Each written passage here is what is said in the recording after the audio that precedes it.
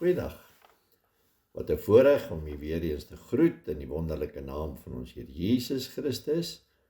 Liewe luisteraar, my boodskap in hierdie dag gaan oor Israel se versoek om 'n koning te hê. Hierdie gedeelte kom uit 1 Samuel 8 en ek lees vanaf vers 4. Toe kom al die oudstes van Israel bymekaar en hulle het gegaan na Samuel toe in Rama. En hulle sê vir hom: Kyk, u is oud en u seuns wandel nie in u weë nie. Stel nou 'n koning oor ons aan om oor ons te rig, soos by al die nasies. Vers 6, maar die woord was verkeerd in die oë van Samuel toe hulle dit gesê het: Gee ons 'n koning om oor ons te rig. En Samuel het tot die Here gebid. Toe sê die Here vir Samuel: Luister na die volk in alles wat hulle aan jou sê, want nie jou het hulle verwerp nie, maar my het hulle verwerp om nie koning oor hulle te wees nie. Vers 8. Soos al die werke wat hulle gedoen het van die dag af dat ek hulle uit Egipte land laat optrek het, tot vandag toe, dat hulle my verlaat het en ander gode gedien het, so doen hulle ook nou met jou. Geliefdes in die Here Jesus, wie van ons verlang nie sterk na leierskap nie? Kinders hunker na hulle ouers wat goeie en slegte sterk leiding gee. Ouers waarop hulle trots kan wees. Ouers wat iets kan wys wat hulle doen en in hulle optrede die kinders tevrede is daarmee. Selfs kinders wat maak asof hulle alle leiding verwerp, daardie rebelle, hunker dikwels heimlik na goeie leierskap. Kinders en jong mense laat hulle graag deur sterk leiers lei. Daar by die skool verlang almal na goeie leierskap. Ja, selfs in ons kerke het ons daardie verwagting dat die leiers wat daar aangestel is, sterk leiers sal wees. Regelmatig hoor ons 'n mens die roep na sterk leierskap op alle gebiede. Ons sien in al die krisisse wat om ons gebeur, dat mense hulle self verryk, in plaas daarvan om met oplossings te kom en dit te laat werk. Leiers moet iets kan bewys dat hulle waardig is om ons land te bestuur byvoorbeeld. Ja, sterk leiers is nodig. In die boek van Rigters weet ons hoe dinge was in die tyd van die rigters. God het sy volk uit die land Kanaan, die beloofde land, gegee. Hy het sy wet vir hulle gegee. 'n ryke geskiedenis vir hulle gegee, 'n ryke erfenis. Nou moet die mens van hulle kant wys dat die diens van God vir hulle erns is. Hulle moet bewys dat die wet in hulle harte geskrywe is. Maar ons ken die geskiedenis, dat die mense nie toegelaat het dat die wet van God op hulle harte geskrywe is nie. Sal hulle self bewys as heilige volk, 'n koninklike priesterdom is my vraag. Die Here stel hulle op die proef deur hulle nie groot leiers te gee soos Moses en Josua om hulle op te volg nie. Nee, hy kies rigters. Die vraag uit God se hart was, sal hulle en ook jy en ek vandag aan ons hemelse koning getrou bly, sonder die steun van die wêreldse leiers of 'n koning? Die antwoord is duidelik nee. Israel kon nie op God aangewese bly nie, want dit is 'n God van hulle oë wat ver is. Daarom laat God sy volk op hulle self as het ware steun, sonder hom as die heerser. Dit was gou duidelik dat God se volk die toets gedruip het. Is dit nie maar ook waar vir jou en my nie? Elke keer in benoudheid het hulle na die Here geroep en hy het telke male vir hulle deurgekom. Maar nie lank daarna nie, maak hulle weer op hulle eie vermoë staat. Die boek Rigters herhaal hierdie woorde: in die dae was daar geen koning in Israel nie, want elkeen het gedoen wat reg was in sy eie oë. Is dit nie die tyd wat ek en u ook in lewe nie? Is dit nie ook die tyd waarin ek en u ook onsself bevind nie? Sonder sterk, sigbare leiers maak God se volk 'n gemors daarvan. Sonder die uitwendige steun van 'n sterk leier is God se volk nie in staat om sy hoë roeping te vervul nie en om 'n heilige nasie, 'n koninklike priesterdom wat God uitgekies het te wees nie. Nou sien ek in die eerste boek van Samuel hoe God voorbereidings begin tref vir 'n koningskap. Ja, God gee Samuel die laaste rigter en ook die siener, die roeping van 'n verdeelde volk weer nader na sy woord te trek en hulle te verenig in sy wet. Van Dan in die noorde tot Berseba in die suide erken die volk Samuel as die profeet van die Here. Die volk funksioneer weer as een nasie. Die vrede tussen die verskillende stamme is herstel, maar ook die vrede met die buurlande. Wanneer Samuel egter oud is en hy nie meer in staat is om sy taak as rigter na te behore te verrig nie, tref hy sy eie reëlings en stel sy seuns as rigters oor Israel aan. Samuel het gedink, hy wil Israel beskerm en hou by die verlossing wat hulle ontvang het. Hy wil voorkom dat die volk weer uitmekaar sal val. Nou is die vraag, was dit reg van Samuel om sy seuns aan te stel? Kom ons dink bietjie daaroor. Die ampt van 'n rigter is nie oorerflik nie. Net omdat die pa die Here dien, beteken nie dat jy in sy voetspore kan volg nie. Daar was spesiale geestelike gawes aan die rigters gegee. Rigters is deur die Here self aangewys. Tog besluit Samuel om sy eie seuns aan hierdie spesiale ampt as rigter aan te stel. Vinnig blyk dit dat 'n mislukking was. Samuel se seuns gedra hulle self op 'n slegte manier. Hulle wil hulle self verryk op 'n oneerlike manier. Hulle neem omkoopgeskenke aan en verdraai die reg. Is dit nie maar bekende praktyke ook hier in ons land nie? Ja, eersdaags gaan ons weer die plaaslike leiers moet kies.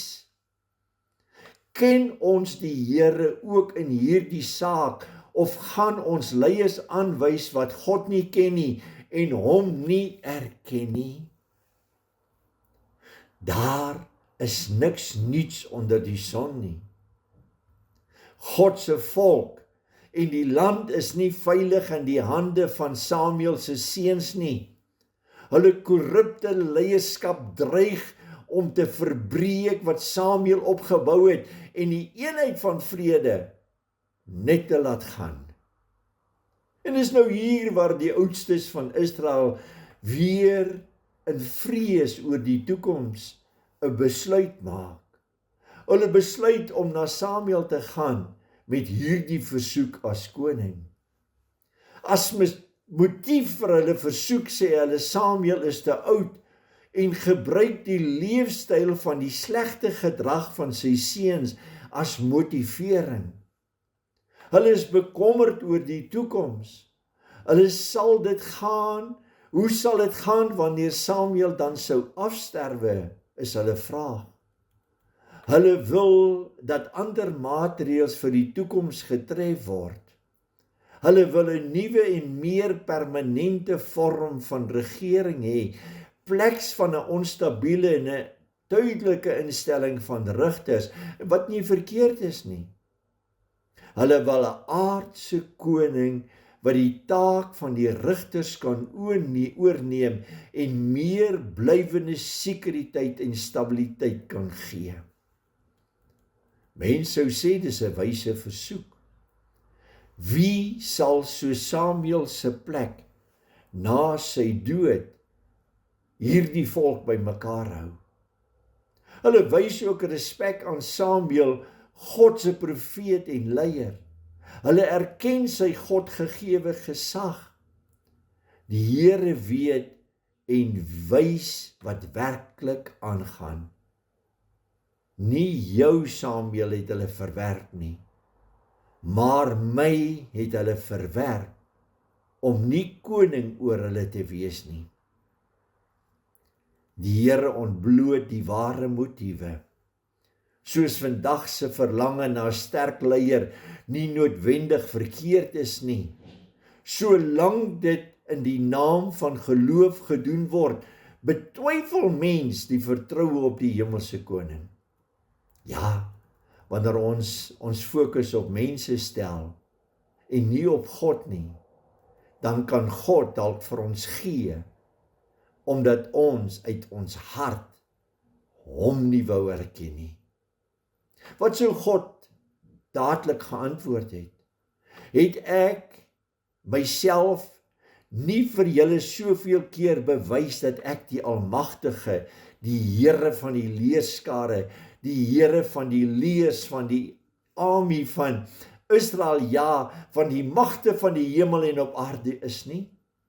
Sou ek dan nie in staat wees om my volk te lei en te beskerm nie, selfs al is Samuel nie meer met ons nie?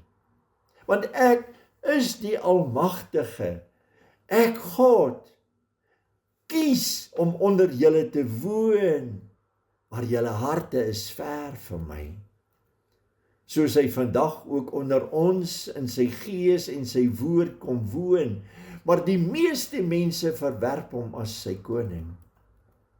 Dieselfde gebeur wanneer ons toevlug na die wêreldse middele in die kerk te probeer beveilig. Wees nie bekommer nie, God sal vir sy kerk sorg, dink baie vandag. Ja, God gee sy kerk 'n geestelike regering, 'n geestelike middele. Laat ons dan vashou aan die wapens van die Gees in ons stryd om vir God se saak in hierdie wêreld te kan opstaan en God die ereplek in ons kerk en in ons gemeenskap te gee. God se volk dink dat hulle eie toekoms, 'n welsyn deur so koningskap kan beveilig. Maar ons hoor Samuel waarsku. In die dag, omdat julle God uitgestoot het, sal julle roep van wie julle koning wat aan julle verkies het, en die Here sal julle in hierdie dag nie verhoor nie. Ja, hulle wêreldse begeertes om hulle toekoms te beveilig buite die vertroue in die Here, blyk dan 'n ramp te wees. Samuel waarsku hulle. Dan lees ek ook 300 jaar later skryf God deur die profeet Hosea, ek gee jou 'n koning in my toorn en ek neem hom weg in my grimmigheid. Hosea 13:11. Die koning wat hulle wou hê was die verkeerde koning. Meeste weet dat hoe Saul opgetree het, die eerste koning. Uiteindelik het hy hulle teleurgestel. God het hom weggeneem, omdat hy die gees van die Here van hom af weggegaan het, en hy dit nie eens geweet nie. Daarna was daar koning Dawid, wat ook teleurgestel het. Ja, menslike konings kan ons teleurstel. Dit sal uiteindelik lei na die roeping en die volmaakte koning van Jesus Christus op aarde. Die koningskap in Israel was bestem om die toekoms van die koning van die konings vir ons te kan gee. Jesus is die ware koning. My vraag onomwonde aan jou, is Jesus in beheer van jou lewe? Is hy die koning? Of is daar ander konings wat in jou lewe inspraak het, waarna jy luister en God en sy heerlikheid dalk mis? Jesus die ware koning, die konings van die konings en die Here van die Here. Hy is die koning wat werklik sy volk red, nie slegs van die vyand nie, maar bovenal van al die oorsake van ellende, naamlik sonde. Hy is met ons tot aan die volëinding van hierdie wêreld. Want sy juk is sag, sy las is lig. Hy gee lewe en oorvloed van lewe vir elkeen wat hom soek en koning maak van hulle lewe. Toe Pilatus voor die volk van Israel staan, het hulle Barabbas gekies, hom vrygelaat, en Jesus word gekruisig, die koning van die konings, met hierdie woorde: laat sy bloed op ons en ons kinders kom. Hy het egter uit die graf uit opgestaan, en hy leef as koning vir ewig. Dood en mag van die Satan kon hom nie keer nie. En nou gee hy vir ons daardie geleentheid. Hy wil regeer oor alles in ons lewe. Ja, hy wil oor jou hart en jou besluite elke dag heers. Ons staan voor hierdie koning. Wie is die koning in jou lewe? Is mammon, seks, genietinge van hierdie wêreld jou God? In wie stel jy jou vertroue? Is dit Jesus die verreëse heiland, of is dit die wêreld wat jy dien? Ja, toe Jesus in Matteus 6 gespreek het, sê hy: soek eers die koninkryk van God en sy geregtigheid, en al hierdie dinge sal vir julle bygevoeg word. Wat is hierdie dinge? Kos, klere, tevredenheid in hom, heerlikheid.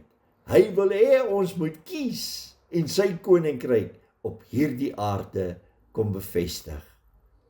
Ja, my en jou gebedes moet gaan. Suid-Afrika het Jesus as koning meer nodig as ooit tevore. Kom ons vra hom daartoe. Hemelse Vader, dankie dat ons in hierdie dag na U toe kan kom. Ons wil bely, Here, as ons gesondig het teenoor U, ons die verkeerde paaie gekies het, ons die wêreld bo U gekies het, wil ons bely en sê: Here, vergewe ons. Vergewe ons kinders, Here, as hulle in sondige is. As ons 'n Samuel is, Here, en ons kinders U nie dien nie, wil ek nou bid, Here, dat U deur U Gees aan ons kinders se harte sal werk. Dat U ons sal terugbring, Here, na daardie plek toe, waar ons Jesus as koning erken. God is op die troon, en ons eer U en ons dank en ons loof U, totdat U ons gaan kom haal. Maak ons bereid, Here, sodat ons U woord en U waarheid, U koninkryk, hier op aarde kan uitlewe. Ons vra dit in Jesus naam. Amen. Amen. Tot 'n volgende keer groet ek hier uit die Weeslig kantoor. Shalom.